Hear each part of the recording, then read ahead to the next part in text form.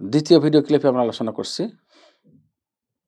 অনুমতির অধ্যায়, আর তা হলো ইস্তিজান অথবা অনুমতির পূর্বে সালাম দেওয়া সুন্নত। কোথায় কোথায় কোনো ঘরে গেলে প্রবেশের আগে সালাম, এরপর অনুমতি। এ ব্যাপারে আমরা হাদিস পাচ্ছি, যে হাদিসটি আবু দাউদের হাদিস এবং শেখ আলবানী সহিহ বলেছেন। আবু দাউদের হাদিস নাম্বার 5177।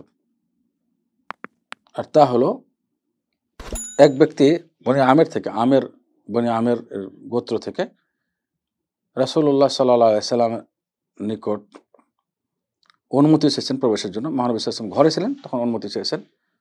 তখন বলেছেন, আমি কি প্রবেশ করতে পারি? অনুমতি চেয়েছেন, আমি কি প্রবেশ করতে পারি? রাসূলুল্লাহ সাল্লাল্লাহু আলাইহি সাল্লাম নিজের খাদেমকে বললেন, যাও এই ব্যক্তির কাছে এবং তাকে অনুমতি চাওয়ার নিয়ম, ইসলামী তরিকা শিক্ষা দাও এবং তাকে বলো যে প্রথমে আসসালামু আলাইকুম বলো, এরপরে বলো আমি কি প্রবেশ করতে পারি, মে আই কাম ইন, এভাবে পরবর্তীতে বলো শব্দটি। তার মানে অনুমতি চাওয়ার আগে কি দিতে হবে? সালাম দিতে হবে।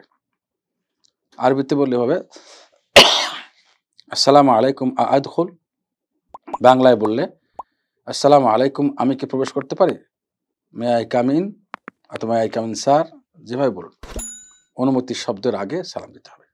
আসসালামু আলাইকুম ওয়া রাহমাতুল্লাহ।